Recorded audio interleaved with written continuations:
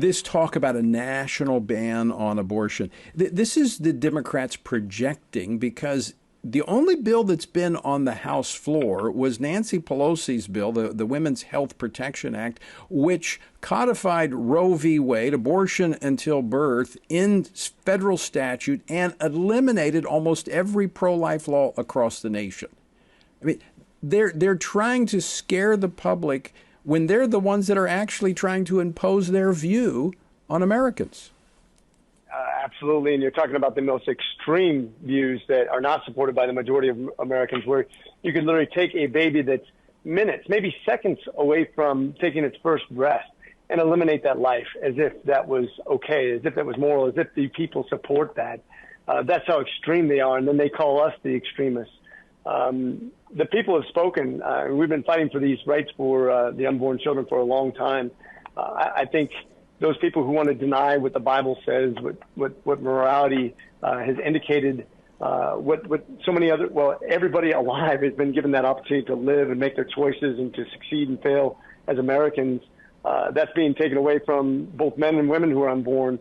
And I think, like I said, it's the ultimate hypocrisy when you talk about these people who have been given the choice to live, taking it away from somebody else, to have that chance to succeed and to be blessed by God in the ways that they've been set aside as unique individuals created in God's womb, known from the time that they're created in God's womb according to the Word.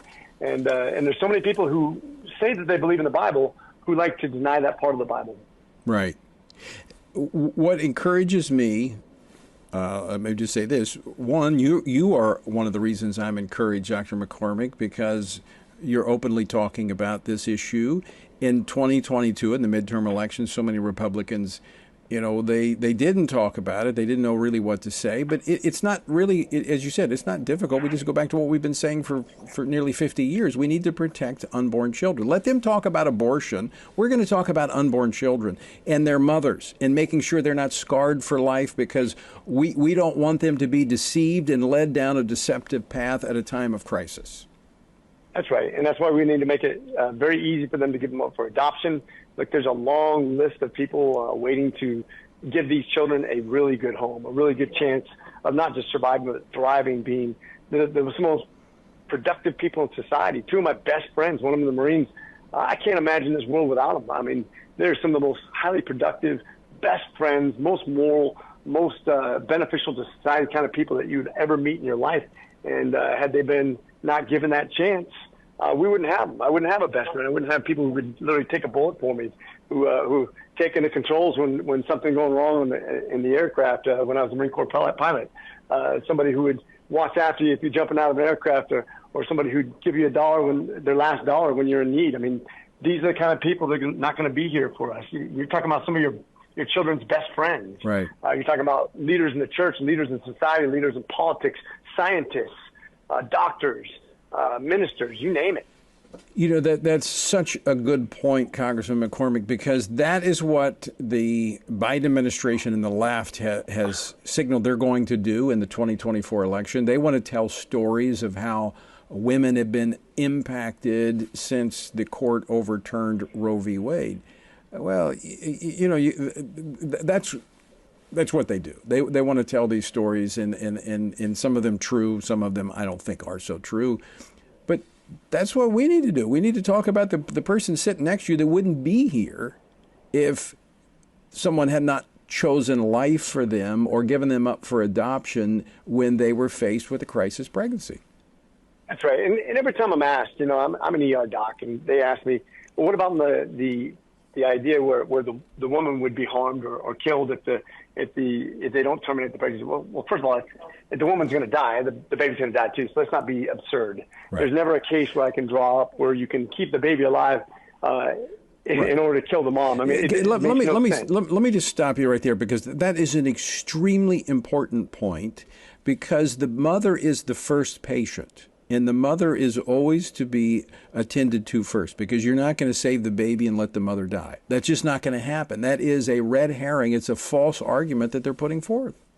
And every time I'm asked by media about that, I say, well, give me a scenario. And they can't. And what's funny, I can give you two scenarios that they would love to try to. One is, let's say there was a woman who was in a car crash, and you're going to deliver the baby, and the woman's dying anyways, if you deliver the baby, you actually give your mother a better chance of survival. Not by aborting the baby, but by actually delivering the baby. If the baby's premature, then there's nothing I can do about it anyways. If the mother does, like I said, the baby will die. But there was one instance, and my wife is an oncologist, and she had a patient. And I'll tell you one instance where you could maybe make a case. Let me tell you what happened with that case. You had a woman with metastatic cancer, hundreds of tumors all over her body, including her brain, her liver, metastatic. She was early in her pregnancy, and she was told, if you get an abortion, we could try to give you chemo now, try to get you radiated now, and we'll extend your life. Otherwise, you're probably going to die a lot faster by proceeding with this pregnancy and delaying your treatment. Well, she made a choice. She made a choice to keep the baby at her own peril, that she would progress more rapidly without the treatment. She delivered the baby. They started aggressive chemotherapy, aggressive radiation, and let me tell you the synopsis of this. It's the one scenario I thought, well, okay, you can make a case here. Well, ironically, she made the choice for the life of her child. She is now a miracle. She is cancer-free, almost a decade out. She's had 2 more children, which is all impossible because she made the right choice. And that's the only case I can ever come up with. And so there you have it. Just another story created by God to show why life is important and why He is in control. Wow.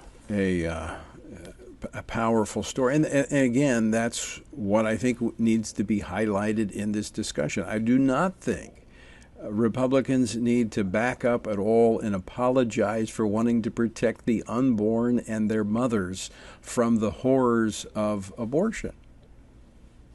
Indeed, we would be bad people if we believe that that's life, if we believe that God has known that life since the creation, the knitting together in the mother's womb. Wouldn't we be kind of bad people for not standing up for that life? I'm not trying to vilify anybody. I'm just literally standing up for what I believe is God-created life. I agree. But what does this tell us as a nation if we just step back dispassionately, if we can, and I honestly I don't think we can, and we probably should even try to be dispassionate about this. But when you have one party that this is at the heart of their campaign to get control and to lead this nation is on abortion. That's what they're leading with.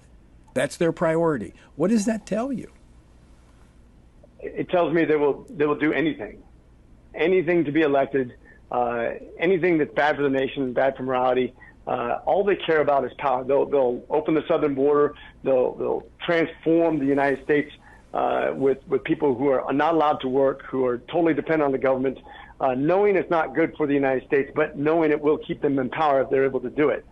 They will stop at nothing to stay in power, and this is just another example of how morality doesn't matter. The future of this nation doesn't matter. All that matters is their power. They want the government to be God. They want government to determine morality. They want the government to determine business. They want the government to determine medicine. They want government to be the ultimate deciding factor in your life.